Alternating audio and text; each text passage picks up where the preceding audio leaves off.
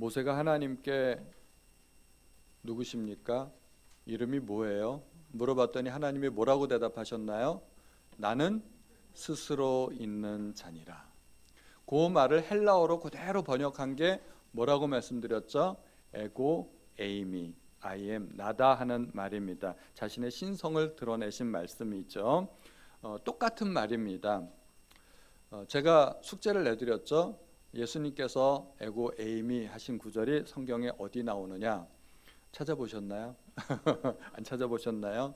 힌트를 드리면 오늘 본문에 나옵니다. 오늘 본문 마지막 절에 내게 말하는 내가 그라 하시니라. 주께서 내가 그라 말씀하셨죠. 영어 성경에 보면 I am he 그렇게 돼 있는데 he에 보면은 괄호가 돼 있어요. 그 말이 무슨 말인가 하면은 원문에는 he라는 단어가 없다는 말이에요. 그런데 이 단어를 넣었어요. 내가 그라는 말이 없다는 거예요. 그라는 말을 빼면 말이 안 되니까 내가 라 그럼 말이 안 되잖아요. 그러니까 말이 되게 하기 위해서 그라는 말을 넣었지만 원문에는 그게 없다는 거예요. 이게 예수님께서 자기의 신성을 드러내신 그런 말씀이라는 것입니다. 오늘 본문에 보니까 예수께서는 유대를 떠나 갈릴리로 가셔야 되는데 사마리아를 통과하여야 하겠다고 말씀하셨습니다. 이 말은 반드시 사마리아를 통과하셔야만 했다는 말입니다. 유대에서 갈릴리로 가려면 그 중간에 사마리아 지방이 있는데 사마리아를 통과하지 않으면 갈릴리로 갈 수가 없을까요? 그렇지 않습니다. 보통의 유대인들은 사마리아를 통과하지 않고 요단강을 건너서 우회해서 멀리 돌아서 갈릴리로 다녔습니다. 왜냐하면 사마리아는 유대인들에게 더러운 곳으로 여겨졌기 때문입니다. 그런데 예수님은 반드시 사마리아로 통과하셔야겠다고 말씀하십니다. 반드시, 영어로 보면 must 그런 단어가 있습니다. 예수님께서 선택의 여지가 없다는 것입니다. 왜냐하면 사마리아에서 예수님을 기다리고 있는 어떤 한 사람, 어떤 사건이 있었기 때문입니다. 하나님께서 예비하신 어떤 뜻이 있었기 때문에 예수님은 그 길로 갈 수밖에 없으셨고 하나님의 뜻을 이루시기 위해서 온전히 순종하는 모습을 보여줍니다. 예수님께서는 제자들에게 하나님의 뜻을 이루는 것이 나의 양식이라고 밝히 말씀하셨습니다. 예수님은 하늘로부터 이 땅으로 파송받으셨습니다. 그런데 오늘 본문에서 보니까 단순히 이 땅으로 파송받으신 것이 아니라 34절에 보니까 나의 양식은 나를 보내신 이의 뜻을 행하며 그렇게 나와 있는데 구체적으로 이야기하면 나의 양식은 나를 사마리아로 보내신 이의 뜻을 행하는 것이다. 이런 뜻이 되겠습니다. 예수님은 사마리아로 파송받으신 것입니다. 그곳에서 어떤 특별한 만남이 예수님을 기다리고 있었기 때문입니다. 사마리아 여인과 예수님의 대화는 상담학적으로 굉장히 중요한 어떤 사례입니다. 한 사람을 만나서 예수님과 대화하는 도중에 사람이 어떻게 변화되어 가는가 예수님의 대화의 테크닉 같은 것을 우리가 엿볼 수 있는 굉장히 중요한 장면이고요. 세 가지 주제를 가지고 예수님과 여인과의 토론이 이루어집니다. 그래서 그 세 번의 대화를 우리가 살펴보고자 합니다. 첫 번째 토론의 주제는 물입니다. 예수님께서는 자연스럽게 물 좀 달라 하며 여인에게 접근하셨습니다. 우물가에서 물을 달라 하면은 굉장히 자연스러운 접근이 될 수 있죠. 예수님께서는 처음부터 자신의 의도를 드러내지 않으셨습니다. 물론 예수님께서 피곤하고 목이 마르기 때문에 물을 좀 달라 하실 수도 있었지만 그러나 물 한 모금 마시자고 사마리아까지 왔겠습니까? 물은 핑계일 뿐입니다. 접근하고자 하는 어떤 구실일 뿐입니다. 예수님은 하나님의 뜻을 이루기 위해서 첫 대화를 그렇게 열었던 것입니다.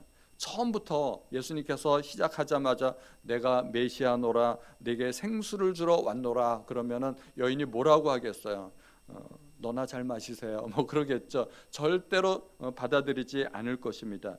그래서 예수님은 어떤 큰 뜻을 이루기 위해서 아주 작은 접근부터 작은 구실을 핑계 삼아서 접근하고 있고 이렇게 큰 목적을 이루고자 조금씩 접근하고 있습니다. 그런 것을 우리는 어려운 말로 작업이라고 합니다.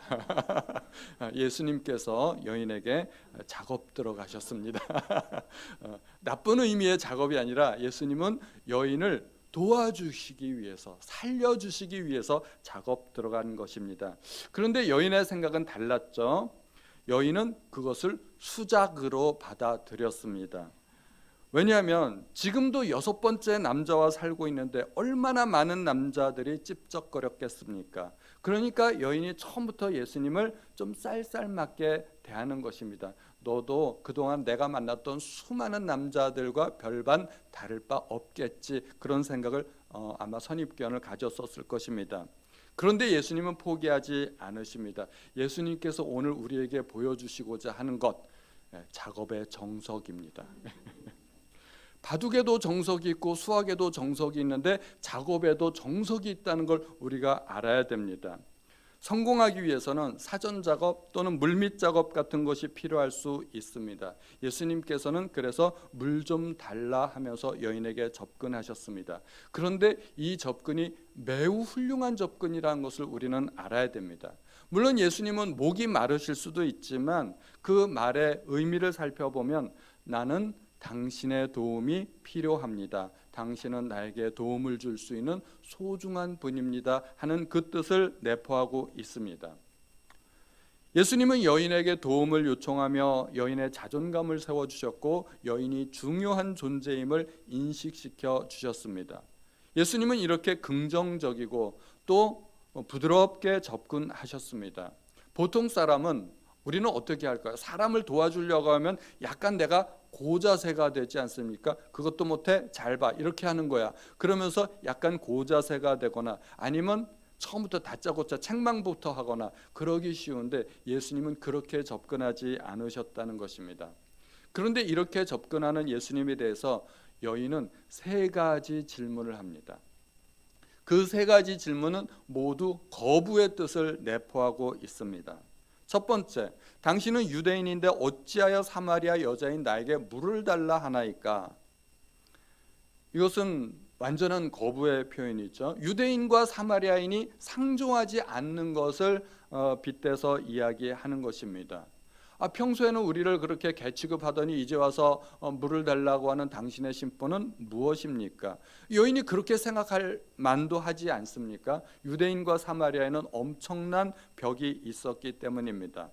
부정적인 반응이 나올 것을 우리는 예상해야 됩니다. 우리가 전도할 때도 당연히 부정적인 반응이 나올 것을 예상하지 않습니까? 복음을 전하는데 기뻐하며 환영해 줄 사람은 아무도 없습니다.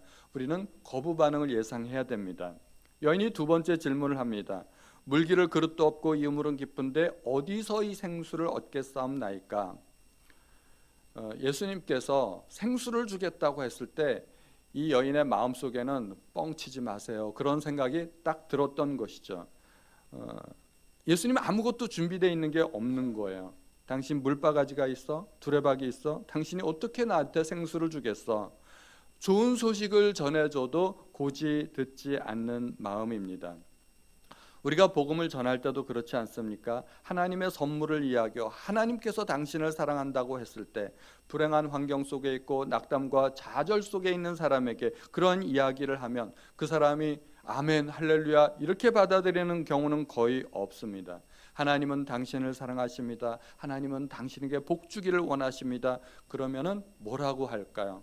하나님이 정말 나를 사랑한다면 세상이 왜 이 모양이냐고, 내 환경은 도대체 왜 이 모양이냐고 욕이나 먹지 않으면 다행이지 않겠습니까? 예전에 김동호 목사님이 전도를 하면서 예수 믿으세요 그랬더니 그분이 예수 믿으면 부자 돼요 그랬답니다. 그래서 김동호 목사님이 대뜸하신 말씀이 예수 믿어도 부자 안 돼요 그러면서 딱 돌이켜서 바로 그냥 포기하고 나왔다는데 나중에 그러시더라고요. 내가 그때 왜 그랬나 그런 말씀을 하셨는데, 하여튼간 예수를 전하면 우리가 좋은 소식을 전하더라도 대부분 오는 반응은 내가 지금 예수 믿을 형편도 아니고 마음도 없으니 돌아가시오 하는 것입니다. 이 여인이 지금 그런 상황입니다. 3번째 질문이 있죠. 당신이 야곱보다 크니까? 한마디로 당신이 뭐냐 하는 것입니다. 당신이 뭔데 나에게 이래라 저래라 하는 것이냐, 그런 질문입니다. 이것에 대해서 예수님은 또 차례대로 답변을 하십니다. 내가 온 것은 생수를 주기 위함이다. 예수님의 본래 목적을 밝히셨습니다. 처음에는 물을 달라고 하더니 진짜 의도는 내가 생수를 주기 위함이라고 말씀하십니다. 4장 10절에 우리 다 같이 한번 읽어보죠. 4장 10절 시작. 내가 만일 하나님의 선물과 또 내게 물 좀 달라 하는 이가 누구인 줄 알았더라면 내가 그에게 구하였을 것이요 그가 생수를 내게 주었으리라. 아멘. 같이 읽자고 하는 대목은 대개 화면에 나오는 겁니다. 안 찾아보셔도 됩니다. 여인이 생수를 구하지 아니하였던 이유가 두 가지가 있습니다. 하나님의 선물을 몰랐기 때문이고 예수가 누군지 몰랐기 때문입니다. 우리도 하나님 앞에 나아가지 않고 기도하지 않는 이유가 뭘까요? 하나님이 우리를 위해서 예비하신 놀라운 사건과 은혜를 모르기 때문에, 또 우리를 위해 좋은 것을 예비하시는 하나님의 선하신 성품을 알지 못하기 때문입니다. 하나님은 선하신 분이시기 때문에 우리는 결코 악한 길로 빠지지 않기를 원하시고, 하나님은 우리가 복받고 잘 되기를 원하십니다. 그 하나님의 성품을 우리가 잘 모르면 의심하고 두려워하게 됩니다. 하나님에 대해서 많이 알수록, 하나님의 선물을 깨달을수록 우리는 더 하나님 앞에 나아갈 수 있을 것입니다. 세상 사람들이 왜 하나님 앞으로 나오지 않을까요? 하나님이 얼마나 좋은 분인지, 우리를 위해서 얼마나 좋은 것을 예비하셨는지 알지 못하고 믿지 않기 때문에, 구하지 않기 때문에 얻지 못하는 것입니다. 예수님은 말하자면 우리에게 하나님의 선물을 잔뜩 싸들고 오신 산타클로스라고 생각하시면 됩니다. 우리가 이 세상에서 하늘의 복을 누리고 살려면 하나님의 선물이 무엇인지, 예수 그리스도는 어떠한 분인지 깊이 알아야 됩니다. 알면 당연히 구하지 않겠습니까? 구하면 하나님께서 주실 것입니다. 주님은 또 이렇게 말씀하십니다. 내가 주는 물은 영원히 목마르지 아니하다.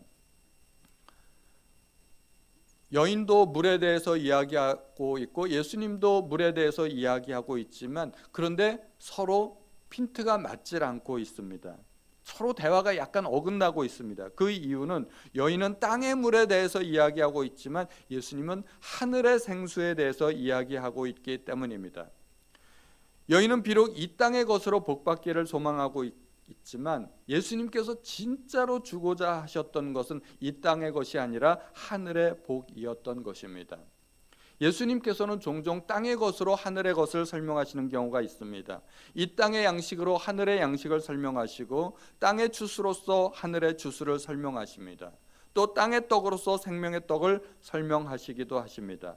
그러므로 주님께서 우리에게 정말로 주기 원하시는 좋은 것, 그것은 이 땅의 것이 아니라 하늘에 속한 것입니다. 왜냐하면 이 땅의 것은 썩어 없어지는 것입니다. 이 땅의 것은 아무리 길어도 유효기간이라는 것이 있습니다. 그러나 하늘의 것은 영원한 것이고 절대로 유효기간이라는 것이 없습니다.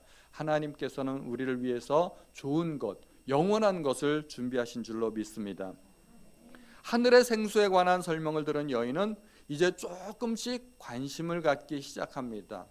내가 생각했던 거하고 조금 다르네, 그런 생각을 했겠죠. 그래서 드디어 여인이 말문을 엽니다. 이런 물을 내게 주십시오.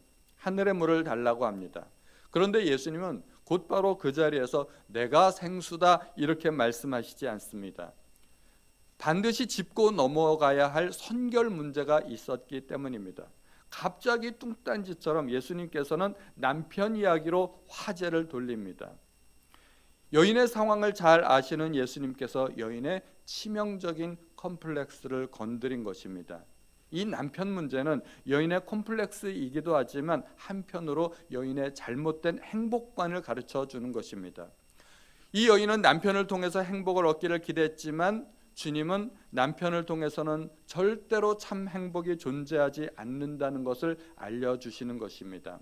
이 남편 이야기는 이 여인에게 있어서는 영린과도 같은 것입니다. 혹시 영린이라고 들어보셨나요? 중국의 고사 한비자에 보면 용의 목에 거꾸로 난 비늘이 있는데 그것이 영린이라고 합니다.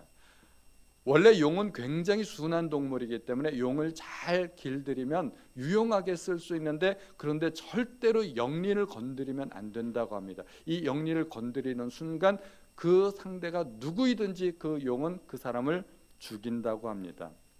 사람마다 치명적인 약점과 콤플렉스가 있는데 그 부분은 절대로 건드려서는 안 되는 것입니다. 이 여인에게도 치명적인 약점과 콤플렉스가 있는데 그것이 해결되지 않고는, 그 문제를 짚고 넘어가지 않고는 여인은 절대로 생수를 얻을 수가 없는 것입니다. 예수님은 진심으로 여인에게 생수를 주시고 싶었는데 그 전에 반드시 이 여인의 치명적인 문제를 해결해야만 했습니다. 그것이 이 여인의 남편 문제였고 영린이었습니다. 우리도 서로 교제하고 기도 제목 나누다 보면 참 재미있어요. 진짜 중요한 문제는 쏙 빼놓고 가벼운 문제들만 나눠요. 진짜 중요한 문제는 가슴속 깊은 곳에 나놓고 사실은 공개를 잘 안 해요. 이거는 공개 안 했으면 좋겠다는 그런 생각들이 좀 있지 않습니까? 그런 것들이 우리의 영린이 될 수가 있습니다. 그런데 주님 앞에서는 그러면 안 됩니다.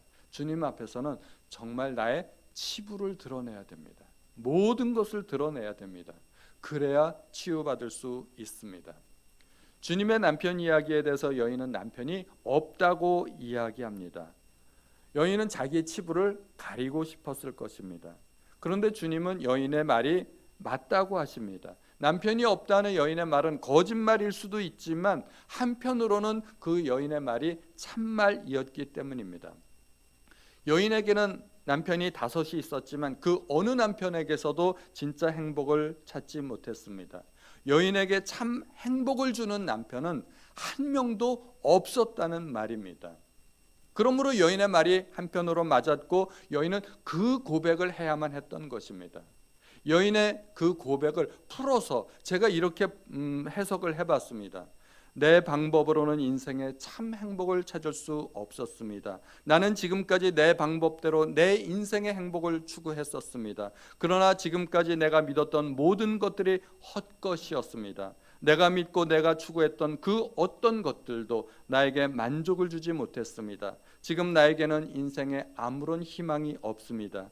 지금 같이 사는 남자도 참 내 남편이라고 할 수 없습니다. 나는 실패했습니다. 나는 이제 어떻게 해야 될지 모르겠습니다. 길게 풀었지만 사실은 이것이 여인의 고백이었습니다. 이 고백이야말로 예수님 앞에 나아가는 첫걸음이 됩니다. 자기의 한계를 인식하고 내 인생이 내 뜻대로 되지 않더라 하는 고백을 해야 됩니다. 그 고백이야말로 우리를 하나님 앞으로 인도합니다. 주님 앞에 처절한 나의 실패를 고백하고 무능력한 그 고백이 나와야 됩니다. 5번이나 결혼에 실패한 여인은 얼마나 상처가 많았겠습니까? 그럼에도 불구하고 이 여인은 미련을 버리지 못해서 또 다른 남자를 만나서 살고 있었습니다. 남편에게서 행복을 추구하고 있었지만 결국 실패했고, 또 이번에 만난 남자는 어쩔지 몰라 그러면서 미련을 버리지 못하고 그렇게 살고 있는 것입니다. 이 여인의 진짜 문제는 무엇일까요? 참 행복을 어디에서 찾아야 할지를 몰랐던 것입니다. 그런데 예수님은 이제 이 여인의 상처를 회복하고 남편에게서 얻지 못한 참된 행복을 주려고 오셨습니다. 예수님은 여인에게 너에게 남편이 5이 있었다라고 이제 만천하에 공개를 하는 거죠. 만천하라 해봤자 뭐 여기는 2밖에 없으니까. 이 여인이 얼마나 놀랐을까요? 화들짝 놀랐을 것입니다. 그런데 예수님은 그걸 가지고 여인에게 거짓말을 했다고 질책하지 않으셨습니다. 적절하게 해석을 잘 해주셨습니다. 여인은 간단하게 대답했지만 예수님은 여인의 내면 깊은 곳에 있는 절망과 갈증을 알고 계셨습니다. 이 여인은 부끄럽고 창피해서 자기의 그 치부를 가리고 싶었고 남편 이야기를 하지 않고 싶었지만 예수님께서는 이미 모든 것을 알고 계셨습니다. 혹시 주변에 5번 이혼했다는 그런 이야기를 들어보신 적이 있나요? 제 주변에 2번 이혼한 사람까지는 제가 봤어요. 책에서 읽은 거로는 3번까지 이혼했다는 이야기를 본 적이 있어요. 그런데 성경 외에서 그 어느 곳에서도 5번이나 이혼했다는 이야기는 제가 들어본 적이 없습니다. 이 여인은 아주 희귀종입니다. 정말 찾기 힘든 사람입니다. 이 여인은 왜 5번씩이나 이혼을 했을까요? 이혼했다는 이야기는 이제 헤어졌다는 건데 찾거나 채였거나 둘 중에 하나겠죠. 별로 가능성은 없어 보이지만 이제 상상을 한번 해보는 겁니다. 5 남자를 차버렸다. 그러면 이 여자는 진짜 보통 독한 여자가 아닙니다. 여기 계신 여자 성도님들 한번 생각해 보십시오. 여러분들의 남편 100% 완벽하십니까? 완벽하지 못하잖아요. 내 마음에 쏙 드십니까? 그러지 않지 않습니까? 모든 남편들이 하자가 있고 부족하지만 그래도 남편 버리지 않고 잘 데리고 살고 있지 않습니까? 인생이 다 그런 겁니다. 좀 부족해도 그러려니 하고서 버리지 않고 데리고 사는 것이 부부 관계입니다. 여기 계신 여자 성도님들은 그렇게 다들 훌륭하신 분들입니다. 그런데 이 여자는 5 남자를 한결같이 뻥뻥 차버렸다는 것입니다. 보통 독한 게 아닙니다. 거꾸로 5 남자에게 버림받았다고 한번 생각을 해보죠. 5 남자 중 누구도 감당할 수 없는 심각한 문제가 이 여인에게 있었다는 이야기입니다. 누구도 감당할 수 없는, 우리는 모르지만 어떤 문제가 있었다는 것입니다. 여기 계신 남자 성도님들 한번 생각해 보십시오.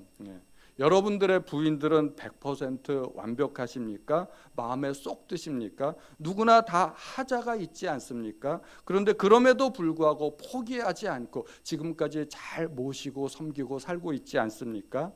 저는 그게 부부관계라고 생각합니다. 그런데 이 사마리아 여인은 그 문제가 얼마나 심각한지 5 남자 중에 한 남자도 감당할 수가 없었다는 이야기입니다. 너무 문제가 커서 보수공사가 불가능하다는 이야기입니다. 그래서 포기해버린 겁니다. 그렇다면 이유가 무엇이었건 간에 5번을 이혼했다는 것은 이 여인은 절대로 결혼 생활을 통해서는 행복을 찾을 수 없다는 것입니다. 문제가 무엇이건 5번 이혼했다는 것은 또 결혼해봤자 기대할 것이 없다는 말입니다. 그렇게 많은 실패를 하고서도 또 시도하는 것, 6번째 남자와 살고 있는 것은 미련과 집착 때문입니다. 인생의 행복을 추구하는 올바른 방법을 알지 못하기 때문입니다. 이 여인은 아쉽게도 남자 없이는 살 수 없는 그런 사람인 것 같습니다. 오직 하나만 알고 있는 것이죠. 행복을 추구하는 하나의 방법밖에 모르기 때문에 다른 방법을 시도하지 않는 것입니다. 예수님의 이야기를 듣자 하니까 이 여인이 깜짝 놀랐죠. 이 여인이 듣고 보니까 이분이 선지자라고 생각이 됐던 것입니다. 그래서 물 남편 3번째는 이제 토론의 주제가 예배로 옮겨지게 됩니다. 당신들의 말은 예배할 곳이 예루살렘에 있다 하더이다. 종교적인 담화로 들어가기 시작한 것입니다. 갑자기 이야기가 삼천포로 빠져 들어가게 된 것입니다. 처음에 생수의 문제로 시작했지만 예배 문제로 이어지게 됐습니다. 이때 조심해야 됩니다. 잘못하면 종교적인 토론과 논쟁으로 이어질 수 있습니다. 이러한 논쟁은 전혀 문제를 해결하지 못합니다. 원래 문제에 치중하는 것이 굉장히 중요합니다. 이 여인의 궁금해했던 것은 일종의 신학적인 문제라고 할 수 있습니다. 이 여인은 나름대로 종교적인 문제에 관심이 많이 있었습니다. 우리 사마리아 교단에서는 이 산에서 예배하여야 된다고 주장하는데 당신의 예루살렘 교단은 예루살렘에서 예배를 해야 된다고 하지요. 선지자니까 뭔가 정답을 기대하고 물어본 것입니다. 지금도 교단마다 교파마다 신학적인 일치를 보지 못하고 있습니다. 그래서 깊은 부분에 들어가면 뭐 이런 이론도 있고 저런 이론도 있고 뭐 예정설이니 알미니안주의니 이런 것들이 많지 않습니까? 뭐 휴거설도 환란 전 휴거설, 환란 후 휴거설 여러 가지 설들이 있습니다. 어느 게 맞는지 알 수가 없습니다. 그런데 이런 신학적인 문제에 빠지기 시작하면은 헤어나올 수가 없습니다. 그런데 분명한 것은 이 여인은 어느 정도 종교적인 문제에 대해서 관심도 있었고 알고 있었고 또 메시아의 출현에 대해서 관심이 있었다는 것을 보여줍니다. 이 여인은 종교적인 면에 대단히 깊은 관심이 있었지만 그러나 아직 메시아를 알지 못했고 구원받지 못한 상태임을 보여줍니다. 여인은 예배할 장소에 대해서 이야기하고 있지만 예수님은 장소가 중요한 것이 아니다, 아버지께 예배할 때가 온다고 때에 관해서 이야기하십니다. 영과 진리로 아버지께 예배하는 것이 중요하다는 것입니다. 우리도 어떻게 예배할 것이냐 하는 예배 방법이 중요한 것이지, 사실은 그때가 신령과 진정으로 영과 진리로 예배할 때가 온다는 것을 우리가 기억해야 할 것이고, 사실은 우리에게는 이미 왔습니다. 메시아의 오심으로 이루어지게 되는 것입니다. 그래서 결국 여인의 관심을 메시아로 돌리는데 예수님은 성공했습니다. 메시아가 이 땅에 오시면 영과 진리로 예배하게 될 것이라는 것을 여인도 알고 있었던 것이죠. 여인은 그리스도에 대해서, 메시아에 대해서 무지한 사람이 아니었습니다. 그는 분명히 그리스도가 오실 줄을 알고 있었고, 그리스도가 오시면 모든 문제에 해답을 주실 것을 믿고 있었던 것입니다. 비록 잘못된 길을 가고는 있었지만 어렴풋하게나마 그리스도에 대한 희망을 갖고 있었던 것입니다. 그리스도에 대해서 알고는 있었지만 그의 삶은 그리스도와 무관한 삶이었습니다. 그러나 예수님과의 대화를 통해서 이 여인은 자기 삶의 문제를 깨닫게 되었고, 결국 그리스도가 모든 문제의 열쇠가 된다는 것을 깨닫게 되었습니다. 상담할 때 보면 내담자들은 보통 답을 알고 있는 경우가 많습니다. 지난 금요예배 때 보니까 유 목사님 설교 중에 이런 내용이 나오더라고요. TV에 나오는데 패널이 의사 선생님께 어떻게 하면 살을 뺄 수 있나요? 물어봤더니 의사 선생님이 하는 말이, 여러분은 이미 답을 알고 있습니다, 그랬다죠. 답을 알고 있어요. 알고 있는데 뭘 또 물어보겠습니까? 답을 모르는 게 문제가 아니라 답을 알고 있는데 엉뚱한 곳에서 그 답을 찾으려고 하는 것이 문제입니다. 이 여인은 신앙적인 지식이 있었지만 엉뚱한 곳에서 자기 삶의 문제를 해결하려 하였고, 그래서 결국 실패와 좌절밖에 남은 것이 없지 않았습니까? 예수님께서는 가장 적절한 시기에 자기를 드러내셨습니다. 내가 그라. 이 여인의 입에서 메시아라는 말이 나오는 순간 예수님은 내가 그라 말씀하셨습니다.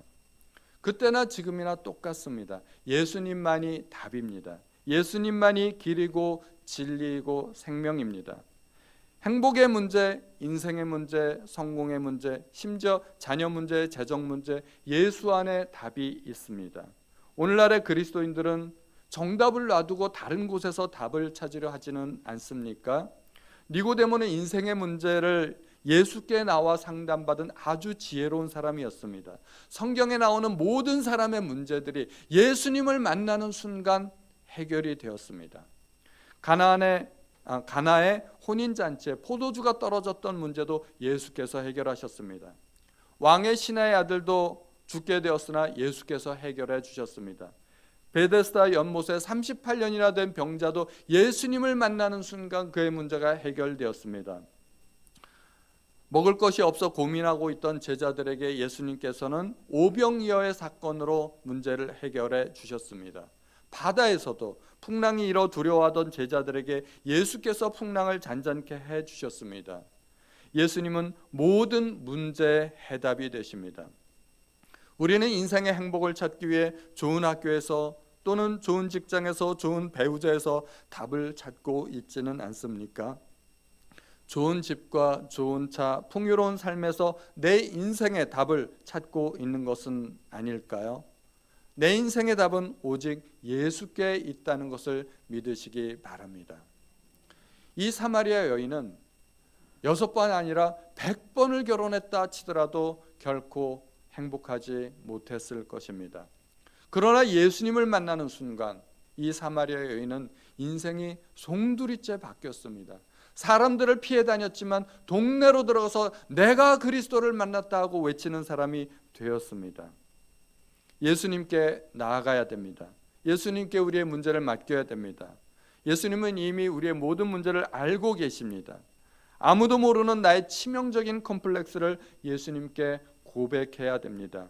내 능력으로는 더 이상 방법이 없음을 고백하시기 바랍니다. 하나님께서 준비하신 그 선물을 알게 해달라고, 주님을 더 깊이 알게 해달라고 우리는 하나님 앞에 기도해야 할 줄로 믿습니다. 주님은 우리에게 찾아오실 것입니다. 그리고 우리의 모든 문제를 해결하여 주실 줄로 믿습니다.